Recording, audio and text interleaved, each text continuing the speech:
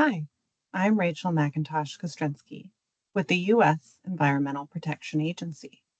I would like to thank the organizers for inviting me to speak about the U.S. Air Quality Index.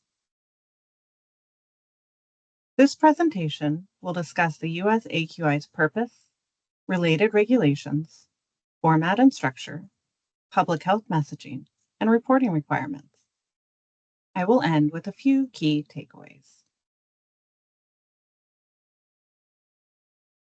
The U.S. AQI's purpose is simple: to inform the public about air quality and what actions can be taken to reduce exposures to ambient air pollution.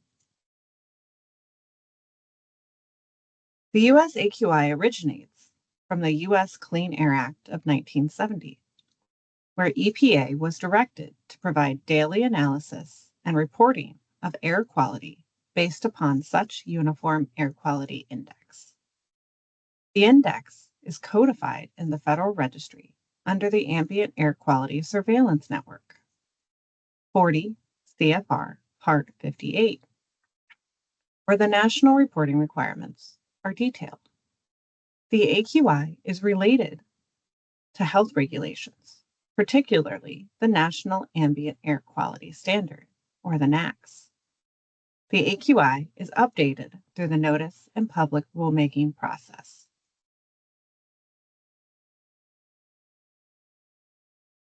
EPA establishes an AQI for 5 ambient air pollutants: ozone, PM2.5, PM10, nitrogen dioxide, sulfur dioxide, and carbon monoxide.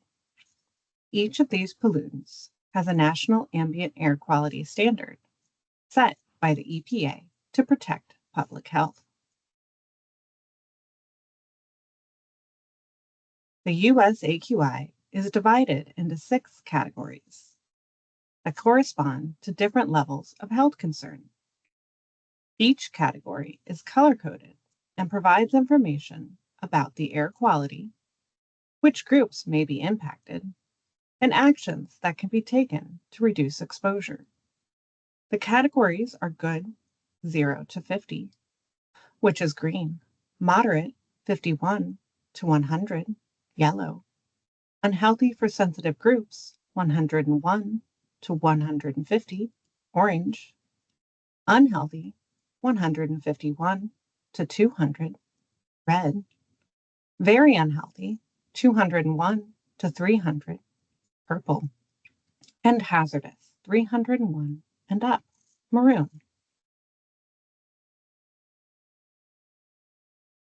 The U.S. AQI is a uniform system for indexing pollutant concentrations for 5 pollutants: particulate matter, ozone, nitrogen dioxide, sulfur dioxide, and carbon monoxide. The AQI converts a pollutant concentration to a number on a scale of 0 to 300 plus. Here you can see that a concentration of 40 micrograms per cubic meter of PM2.5 and 74 parts per billion of ozone have the same AQI value of 112, unhealthy for sensitive groups.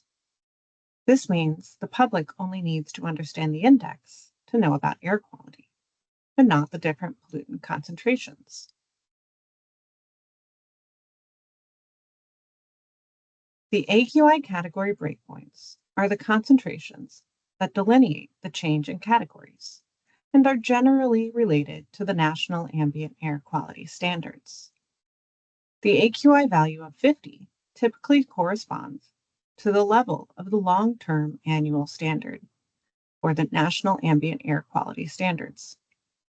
The AQI value of 100 typically corresponds to the level of the short-term, whether that's 24-hour, 8-hour, or 1-hour, National Ambient Air Quality Standard. The upper breakpoints are based on the scientific and health evidence that underlines the National Ambient Air Quality Standards.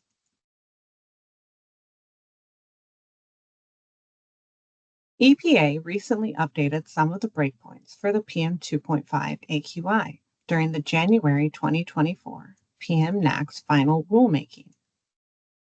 The 50 breakpoint was updated to 9 micrograms per cubic meter to reflect the updated annual standard. The 200, 300, and 500 breakpoints were updated based on the scientific evidence about particle pollution and health. Each AQI category contains cautionary messaging that guides the public on what actions can be taken to reduce exposure. The messaging includes who should take action and what they should do. Examples of actions include making outdoor activities shorter and less intense if you are a sensitive group and the AQI is orange. That's 101 to 150, or unhealthy for sensitive groups. If the AQI is purple, very unhealthy, that's between 201 to 300. Sensitive groups should avoid all outdoor activities. Here you can see the air quality guides for particulate matter and ozone. As mentioned on the regulations slide, there are reporting requirements for the US AQI. An AQI must be reported daily for all metropolitan statistical areas, or MSAs, larger than 350,000 people. The report must include the reporting area, reporting period, pollutant with the highest AQI value, the AQI value, color, and category. The sensitive groups must also be listed for all pollutants with an AQI over 100. That's orange, unhealthy for sensitive groups. This information is found in 40 CFR Part 58, Appendix G. Additional technical assistance on the US AQI and reporting requirements can be found in the Technical Assistance document for the reporting of the daily air quality, the Air Quality Index. It should be noted that with improvements in technology, many places also do voluntary reporting of the AQI to better inform their community.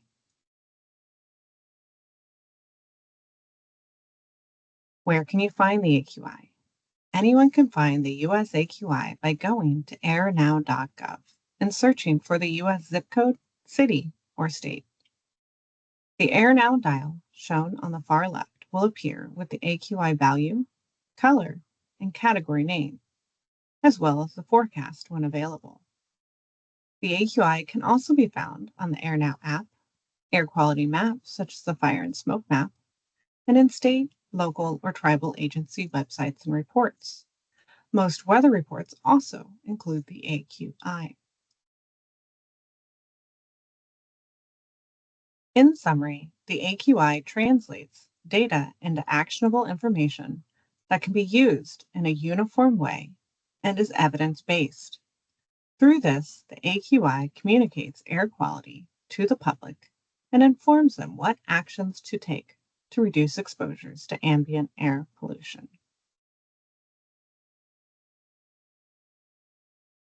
Thank you for your time, and again, thank you to the organizers for the invitation.